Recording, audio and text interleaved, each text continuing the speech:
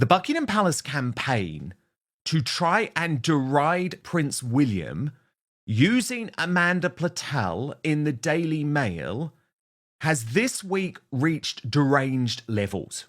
And no one's talking about this. No one's admitting the fact that Amanda Platell is incredibly close to Tobin Andre, who is Charles's chief communications officer, one of the number one courtiers in Buckingham Palace, a dude who I know, who I used to work for. But I've got to talk about this because it's so twisted. And so according to Taz, Royal YouTube Sensation is with me now. And Tash, I want to get into and actually start breaking down what Amanda Platell continues to say in these columns, because it is now so obvious to me that she is being used as an attack dog by Buckingham Palace to keep trying to bring William down to earth. And I know, Tash, people don't think it's pretty, that there is this briefing war at the moment going on to a certain extent between Buckingham Palace and Kensington Palace. I think that's the reality. But what do you think the Daily Mail and Amanda Platell are doing using this week of all weeks, where I would argue that William and Catherine have been the one shining light for the British monarchy, and that appearance at the BAFTAs was actually completely correct in terms of tone, and William saying, no, I'm not calm, as in things aren't normal, we take this seriously, but we can't say much more. Why on earth is she trying to make out, and the Daily Mail, and I believe Buckingham Palace, now trying to make out that William is in some way the problem here? You've only got to look at the headlines. All of the headlines ganging up on Catherine and William from Amanda Platell and the other person I call the Wicked Witch at the Daily Mail, Liz Jones. Oh, she's been at it too. Oh, of course they have. You like broomsticks up in the air, off they go.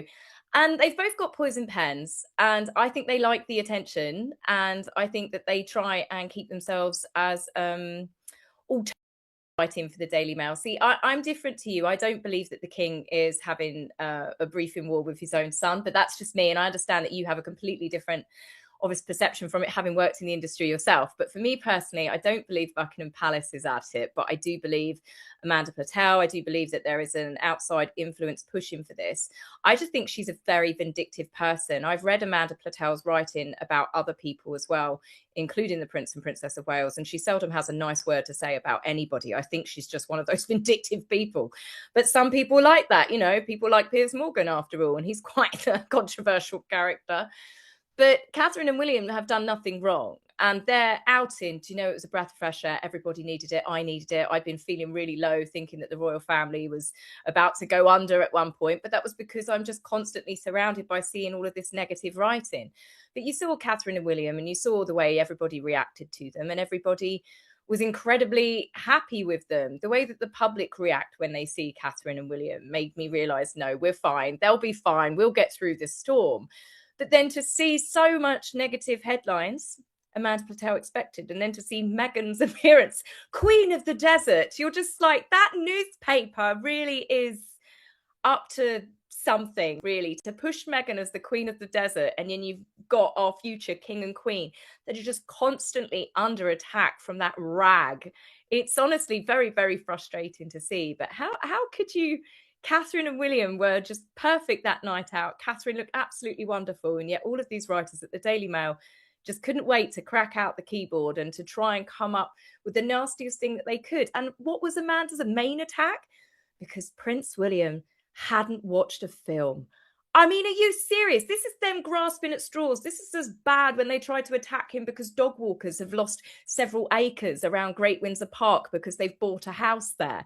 It's just the absurdity of this sort of writing. It's just a bunch of bitter, vindictive witches, in my opinion, working at the Daily Mail. Yeah. But that's my 2 cents on it. Well, the thing is, I guess I agree with all of that. But as I say, I think it does go one step further, because what you've got to remember, there's a reason why they're doing this, Tash. I mean, the fact that they are, as you say, describing Meghan as the Queen of the Desert, while at the same time her husband, Prince Harry, all this week has been trying to ruin the reputations of their journalists in the London High Court, is quite something. And I do believe it is because there is this separate war going on where the Daily Mail executives have decided to try and back Charles over William. But let's get into some of Amanda's specific claims, which you talk about, but just so people can see them for themselves. She wrote, "For a brief moment at Sunday night BAFTAs, we saw the return of the Prince William we knew and loved. I mean, I don't think he's ever gone away, has he?" She said, "handsome in a velvet tuxedo beside a resplendent Kate." Of course, I'm using the word Kate because Catherine is not used by the Daily Mail. And actually, I find it so interesting, Tash, this is a bit of an aside, but someone this week was saying the Daily Mail uses all of the pronouns that people want. You know, they'll say Sam Smith is they, them, for example, which I think is totally ludicrous. But when it comes to Catherine, they will dead name her, you know, which is something that they wouldn't do. Like, they wouldn't call Caitlyn Jenner Bruce Jenner. They wouldn't call Caitlyn Jenner he, him. But with Kate, they use her dead name. Yeah. They don't call her Catherine. You can hear the vindictive undertone anytime any of them say it. Even Chris Shipp, I saw, was tweeting about her the other day, and it was just Kate. And it's you can just so hear disrespectful now. It's so disrespectful. It's like she's asked. Of course it is. She's now the Princess of Wales. She's been using this for years. It's incredibly disrespectful. And, you know, I've moved a lot on this over the past couple of years because I used to understand when people said, oh, but what about the algorithm and everything? And it's like, no, it doesn't matter. You've just got to be respectful. You've got to be respectful, full stop. Anyway, that's a side issue. Amanda Platell went on, yet our future king just had to ruin the moment. He couldn't resist the urge to make it all about him, which is hilarious because I would argue that William is exactly the type of person who hates talking about himself. This is what so when he was asked if he had watched the award-winning British movie Hamnet about the death of Shakespeare's young son, he said no, it would be too traumatic for him. I need to be in quite a calm state, and I am not at the moment, he explained, which meant predictably all the next day's headlines were about William's pain, shamefully and self-indulgently overshadowing the staggering success of the movie at the awards, including that of its leading lady Jessie Buckley, who won the BAFTA for Best Actress. The next day it was briefed by palace sources and not denied since that William fears for his father's health as the king continues to fight cancer. It seems to me that Wills was playing the sick dad card to cover his clumsy, selfish behaviour on the red carpet. Okay, Tash, I've got to pause there because that is truly nuts, right? That is really insane to link those two things together. Now, personally, I do think it was really interesting that sources close to William and Catherine were briefing about Charles's health. That was a new development this week. But to suggest that he was doing so to take away attention from what he'd said at the BAFTAs is just wrong, because actually I think they were very happy with the message that he got out at the BAFTAs because there was nothing wrong with it. I think the public and anybody watching it, you know, anybody that was watching it could see that he didn't mean anything by that. He was just because he knew that Catherine had cried hysterically, apparently, over it. Apparently, he was very, very sad. I've not seen it myself, obviously. And, you know, I just need to be in I need to be in a good headspace to watch something sad myself. If I'm upset about something and someone recommends me a film that's going to make me sob my eyes out, I'll be like, do you know what? I just need to be in a better headspace. It was the newspapers that chose to run with that. It was them that tried to twist it, as they often do. It was them that tried to make something out of nothing and to say, oh, Prince William means this. But, you know, whenever Harry and Meghan actually get a microphone in front of them, they are the two that does turn everything into a conversation about them. This is one of the very few moments when Prince William, it's not like he was talking about his deep emotional state or anything. It was just a passing comment of going, I don't want to watch something that's going to make me cry. But Tash, I do think it was an important comment to make, though. I really do, because I actually do believe there was a deeper meaning to the comment and what William was trying to get out into the world, and I believe he was absolutely right to do so, is that he's not complacent about this. He's not just pretending everything is okay, but there are limitations in terms of what he said. And I don't think anyone criticised him for that, apart from Amanda Platell. But here's where, Tash, I do believe that there is this briefing war going on with Buckingham Palace. Now, what I'm going to clarify, Tash, is obviously I do not know that King Charles himself is aware of this. My claim relates to King Charles's courtiers, who I think are operating on his behalf. Because in the next sentence, Amanda Platell says this: while King Charles has proved himself to be a kind, compassionate, thoughtful, and tirelessly hard-working royal. The same cannot be said of his older son. I have a feeling the nearly 1 million young people not working and on benefits, not able to get a job or on the housing ladder and dogged by university debts, will fail to be convinced that work-shy Wills provides good value for money. Insiders say William is frustrated because the Andrew problem is likely to still be on his plate when he becomes king, and that he and Kate have been itching to say something but are restrained by the police investigation. That hasn't stopped many others, including King Charles, from making their feelings clear. The probe into Andrew may take months, if not years, to conclude it's time to take action now. It's a shame that William was too emotionally traumatised to watch Hamnet. If he had, this particular line may have resonated with him. What is given may be taken away at any time. Now, Tash, I think this whole argument falls down because William would like to say more, but he is respecting his father, which is why he's not doing so. No, of course. I mean, there's the hierarchy in the royal family. That's why Catherine and William couldn't really say anything until the king had put out a statement. It's no different to they can't go visit a country until the king's obviously been there first.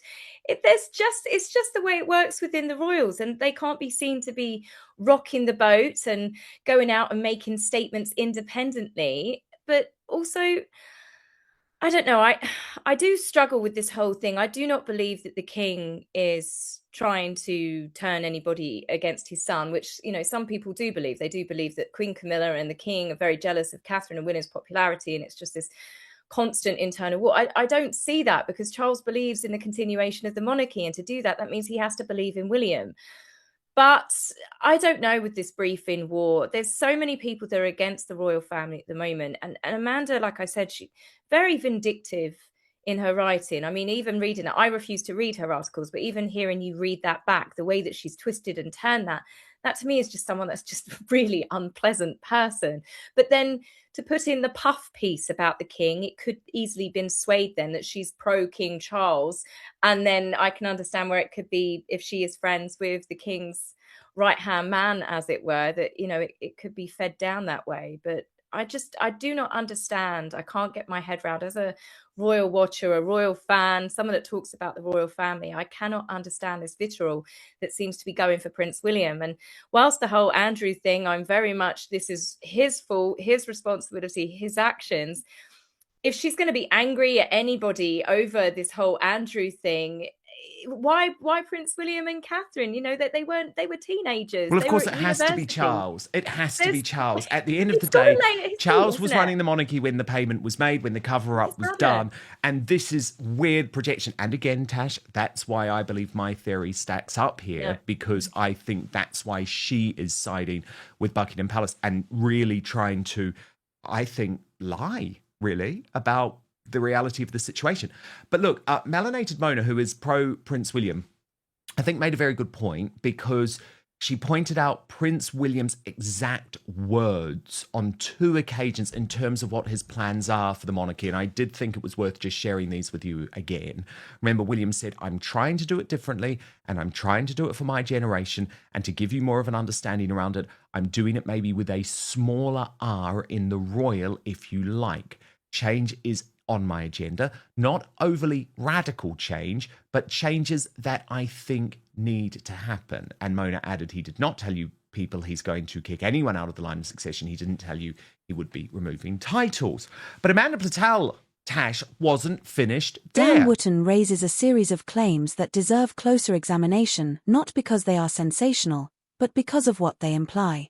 In his discussion with Taz, he argues that the Daily Mail columnist Amanda Platell is being used directly or indirectly as an attack line against the Prince and Princess of Wales. He frames it as something like a briefing war, Buckingham Palace versus Kensington Palace, with Platell positioned as a public proxy. He also suggests this has intensified at a moment when, in his view, William and Catherine have been one of the monarchy's few stabilizing symbols. Let's slow that down and ask what's actually being alleged here. First, there's the core claim that a newspaper columnist is not merely offering opinion, but functioning as a semi-official instrument of palace strategy.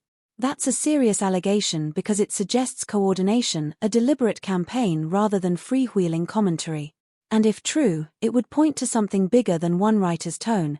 It would indicate an institutional habit of shaping narratives through friendly outlets, even at the cost of internal unity. But we should also be careful. A columnist can produce hostile, contradictory, even unfair work without receiving marching orders. Opinion columns often reward aggression. Controversy drives clicks. And newspapers routinely place pieces that provoke reaction not because they serve the palace, but because they serve the paper's own commercial incentives. In other words, palace plotting isn't the only explanation for negative coverage. Still, Dan's point about timing is worth examining. When a public figure makes a mild, human remark, like William saying he isn't in the right emotional state to watch a film with traumatic themes, the question becomes, who chooses to inflate it into a headline narrative?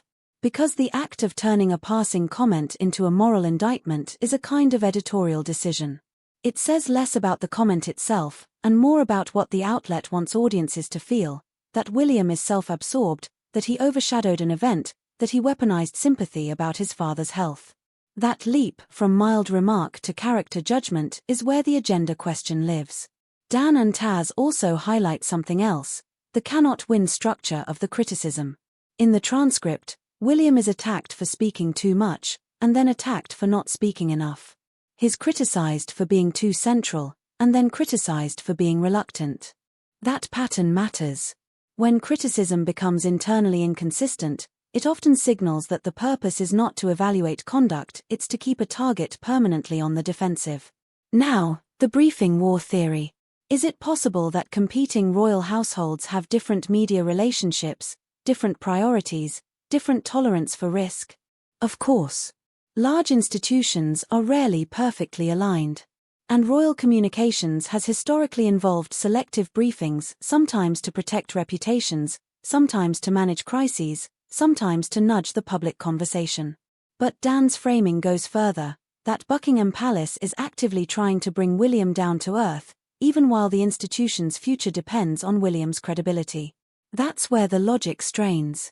If the monarchy then went one step further, in an even more unhinged and deranged manner, suggesting that William is actually the next big problem for the monarchy. Yes, William. William, who has his hands completely clean when it comes to Andrew Mountbatten Windsor. William, who 7 years ago, after that Newsnight interview, was advocating for Andrew to be thrust out of the royal family. William, who didn't invite Sarah Ferguson to his wedding to Catherine because she knew that she was a big problem. William, who has advocated for much tougher action on Harry and Meghan. Yeah, William's the problem, according to Amanda Platell. But I've got to take you through this, Tash, and then I'll let you respond.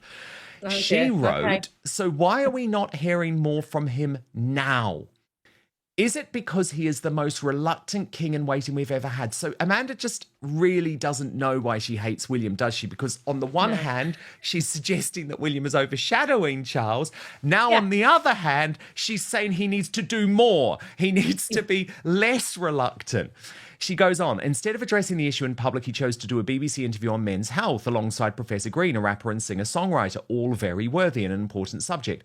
But it sounded self-indulgent. The headline was William Gets Candid, and he talked about his own mental health struggles as a first responder when he was pilot for the air ambulance service dating back to 2015.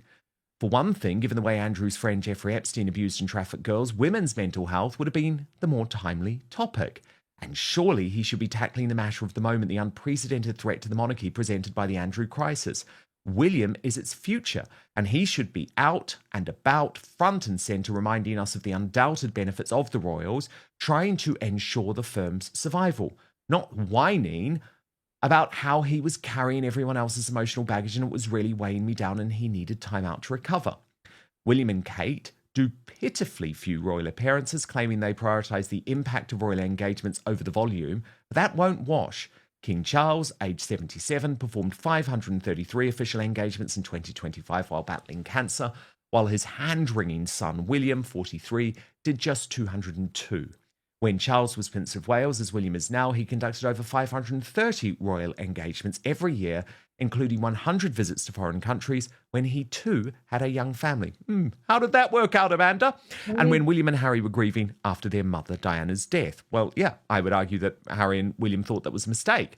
But the way he and Kate moved to their new Forest Lodge forever home, buried deep in Great Windsor Park and 150 acres of a fenced-off no-go zone. Gosh, Tash, you're right. She really hates this new house of theirs, doesn't she? Gives the impression they want to try and distance themselves as far as possible from the rigours and demands of royal life. It's time for William to man up and front up. Does he want the top job or doesn't he? Does he want the royals to carry on or not? There is no doubt that Andrew is potentially a mortal threat to the monarchy, but if William really is as reluctant to become king as he appears to be, it could be that he'll become the problem and not just Andrew. So, Tash, I'm sorry, he literally cannot win because you put those two columns side by side and she's criticising him on the one hand for not appearing enough, then he does appear and she criticises him even more. And Tash, the really boring thing, and this is something Liz Jones does as well, and I do believe, again, it is briefed by Buckingham Palace, is constantly referring to this league table of official engagements. William knows that that is so backward. It's sadly, like, royal life has changed. And it is so much more how you make a big impact. And you make a big impact, William knows, by things like social media, by platforms like this, by big campaigns. Sadly, it's not just about turning up to the community centre and getting a little tick so that your number goes up. William has always been clear that it's going to be about quality and not quantity. And personally, I agree with him on that. He works, and Catherine does, on bigger projects now, on bigger initiatives. And when they talk about it, like the score sheets, how many times they've been seen in public, how many times they've cut a ribbon, how many times they've turned for a photo op and, named a new ship or something. That's just the quick public-facing opportunities and experiences that they have. They interact with the public and it's wonderful, but that's not practical. I mean, they're working with teams of people all of the time. They work behind the scenes. They have meetings. They've got offices, they do phone calls, they do work with a huge number of people across various different initiatives and projects that they have, such as Homewards. The amount of agencies that have signed up to that alone. Prince William doesn't just go to something to shake hands and have his photograph taken at. He is working behind the scenes, the same as Catherine does as well, and a lot of her early childhood development that she does. Just because you're not seeing them doesn't mean that they're not doing something in the background. And I think that it is an old-fashioned system, and they do want to do quality over quantity. And I think for the royal family to modernise and to survive, they need to do that, have fewer things that they work on. And, well, not work on, but fewer things that they show up for a handshake and a cut in a ribbon for. Have some of the lesser royals do that, but then get these big projects off the ground. I mean, Homewards in itself is a huge initiative. And considering how quickly it's already started changing, those 5 areas that it's trialled in those cities is pretty amazing, And I just think that they do so much more behind the scenes. But again, Amanda Platell, Liz Jones, they're always going to be vindictive. They're always going to come up with something. It was so funny that she mentioned their home again straight away. And it's just ridiculous. They can't do right for wrong. And I just think everybody just needs to just stop reading Amanda Platell and Liz Jones articles, because it's just a bunch of bitchy, catty writing. Tash, it also emerged this week that Buckingham Palace had considered making Prince Harry the Governor General of Canada. This would have been a way to potentially keep him and Meghan Markle in the fold. It was in this new Russell Myers biography of William and Catherine.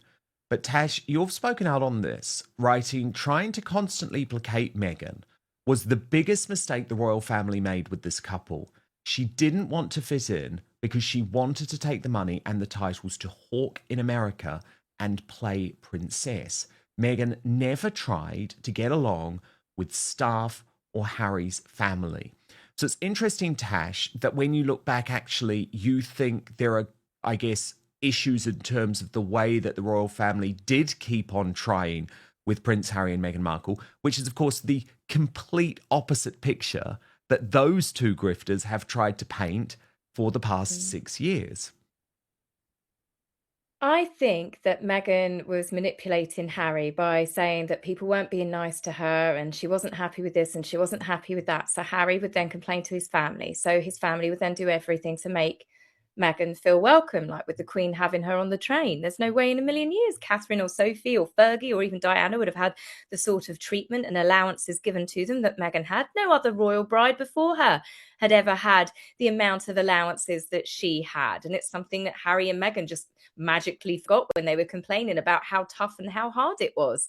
Meghan was allowed to come to family Christmas before she had the ring on her finger.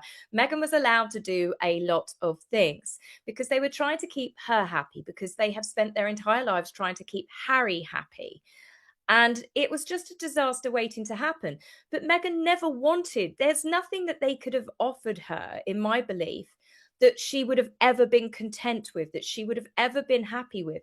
This is why she caused problems with absolutely everybody from the beginning, because she needed to constantly show that she was unhappy and that she was a risk of leaving Harry, to trigger this sense for Harry to protect her, to do absolutely anything and everything that she asked to protect her so he wouldn't lose her like he lost his mum. And it is that horrible thing that she did. That's why she's always pretended to be like Diana. And it was a weird, screwed up psyche to get into his brain. And the royal family did absolutely everything they could to pacify Harry and to pacify her. And it was a disaster. You've seen what a disaster it's been for treating Andrew the same way. He has the exact same attitude, the second son syndrome, and they went out of their way to try and keep Andrew happy because he was never going to be king. Look at the human being he's turned into. And again, the exact same thing has happened with Harry. Someone that has been pacified and coddled his entire life, and now he's turned out to be, do you know what, not such a nice person after all. And it's it's a lesson that I really hope that the royals have finally learned, to stop pacifying these people with when they behave so badly. Meghan should have been shot down with her bad behavior, especially her treatment of staff from the very, very beginning. But how could they shoot her down when they'd let Andrew treat staff badly for years as well? Well, sadly, Tash, I think the person who has learned is William, and he hasn't been listened to. And that is my huge frustration. I completely understand why it's his huge frustration too. But it is interesting when you think that the royal family did keep trying to mollify Harry and Meghan, even though the late Queen had called them out on their bad behaviour too. It just doesn't fit, does it, with the victim narrative that they are so desperate to paint? No, it never did. And that's the problem, I think, with that. When people jumped straight on Oprah, and that was their first experiences of Harry and Meghan, they hadn't really been paying that much attention when they were part of the British monarchy. But people did, for the first time, listen to Harry and Meghan, and they believed them off the bat, especially with the allegations of racism and cruelty and mistreatment. I mean, they were like a tick box of emotional manipulation. What can we say that will upset every single community or generation? You know, they really did pack it on thick in that. But what people didn't realise was they'd had a year before that, a year where when they originally left the royal family, they wanted to be half in and half out. They wanted to stay part of the family. They wanted, in their own words, they wanted to bring their children up. They wanted to still remain part of the monarchy. They just wanted to be free to make money from their own ventures as a side note, to be able to pick and choose. If they were treated that badly, that abominably, if they really had suffered all of the indignations and the cruelty that they've been through, why on earth would they turn around and say in the beginning, we're actually going to stay working royals, it's just going to be on our terms? According to Taz, is the royal YouTube sensation you must subscribe is in a fragile moment. As Dan suggests, weakening the heir's standing would be a high-risk strategy. It's not impossible, but it would be self-sabotage unless palace figures believed there was a short-term gain, shifting blame, diverting pressure, or keeping control over messaging. And that leads to a more grounded way to interpret what we're hearing. This may not be an official war, but a collision of incentives. The palace wants stability and controlled messaging. The press wants drama, conflict, and fresh angles. Columnists want strong opinions that travel. Online audiences reward certainty, not nuance. When those incentives align, you can get coverage that looks coordinated even when it's simply mutually beneficial. There's also the league table argument, the fixation on counting engagements. It's an old metric, And it's seductive because it's simple. But it can be misleading. Modern public influence isn't only about ribbon-cutting volume, it's about sustained campaigns, convening power, partnerships, and measurable outcomes. William's stated approach, impact over volume, is at least a coherent strategy, whether one agrees with it or not. What's more revealing is how engagement statistics get deployed rhetorically, as a moral cudgel. When numbers are used to imply laziness or entitlement, without acknowledging structural differences, family realities, or changes in public expectations, they become less a measure and more a weapon. Then there is the subtext Dan keeps returning to, the monarchy's vulnerability to scandal and to the perception of cover-up. In the transcript, the Andrew crisis hangs over everything, and the argument becomes, why isn't William front and center addressing it? But that expectation ignores the constraints of hierarchy and law. If there are police investigations or sensitive processes underway, senior royals have limits on what they can responsibly say. And if William is trying not to outpace the king publicly, silence can be discipline rather than reluctance. The public often wants a statement, institutions often want containment.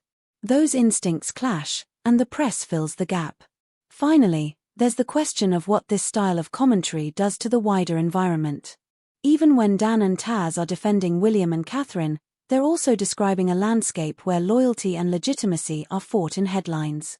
That is corrosive over time, because it trains audiences to interpret every appearance as strategy, every absence as a message, every quote as manipulation. The result isn't just damage to one royal household, it's a broader collapse of trust in institutions, media, and motive itself. So here's the key takeaway. Dan Wootton's segment is less important for whether one agrees with his conclusion, and more important for what it reveals about the system. A monarchy under pressure, media under commercial strain, and a public sphere addicted to internal conflict narratives. In that ecosystem, a columnist doesn't need to be directed to function like a proxy. The incentives do the directing. And if the royal family wants to survive the next decade, the central challenge may not be any single scandal or single personality, but the inability of the institution to stop being narrated as a constant internal feud.